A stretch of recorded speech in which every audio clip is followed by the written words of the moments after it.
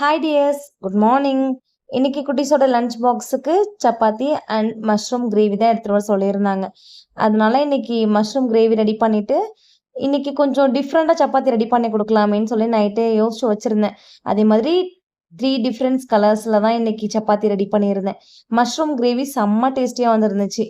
Recipe வேணும்னா சொல்லுங்கள், நான் ஷேர் பண்ணுறேன். வீடியோ ஷூட் பண்ணி வச்சுருக்கேன். அப்படியே நம்ம ரெடி பண்ணி வச்சுருந்த மாவு எல்லாத்தையும் ஃபுல்லாக பேஸ் மாதிரி ரெடி பண்ணிட்டேன். ரெடி பண்ணி அதை ரோல் பண்ணி குட்டி குட்டியாக கட் பண்ணி பார்த்தோம்னா அழகாக இருக்கும். இந்த லாலிபாப்லலாம் பார்த்தா எப்படி இருக்கும், அந்த கலர் ஷேட்ஸு டிஃப்ரெண்ட்டாக இருக்கும்ல, அதே மாதிரி தான் இருந்துச்சு. செம்ம சூப்பராக இருந்துச்சு. குழந்தைங்களுக்கு இதே மாதிரி ரெடி பண்ணி கொடுத்தீங்கன்னா கொஞ்சம் அட்ராக்டிவாக நல்லா லைக் பண்ணி சாப்பிடுவாங்க. அதனால தான் கொஞ்சம் ஹெல்த்தியாகவும் இருக்கும் அப்படின்னு சொல்லிட்டு இன்றைக்கி ரெடி பண்ணியிருந்தேன். சப்பாத்தியும் செம்ம சாஃப்டாக சூப்பராக வந்துருந்துச்சு. இன்றைக்கி கொஞ்சம் ஹரிபரியாக தான் வேலை பார்த்துட்டு இருந்தேன், ஏன்னா டைம் அதிகமாக ஆயிட்டுச்சு. அதனால கடகடன்னு எல்லா வேலையும் முடிச்சுட்டு தம்பிங்களையும் ரெடி பண்ணிவிட்டு அழகாக இன்றைக்கி ஸ்கூலுக்கு ரெடி பண்ணி விட்டாச்சு. காலையில் பிரேக்ஃபாஸ்ட்டுக்கு தோசையும் காளான் கிரேவியும் வச்சு சூப்பராக அவங்களுக்கு சாப்பாடு கொடுத்துட்டு ஸ்கூல் ரெடி பண்ணி வேன்லேயும் ஏற்றி விட்டாச்சு.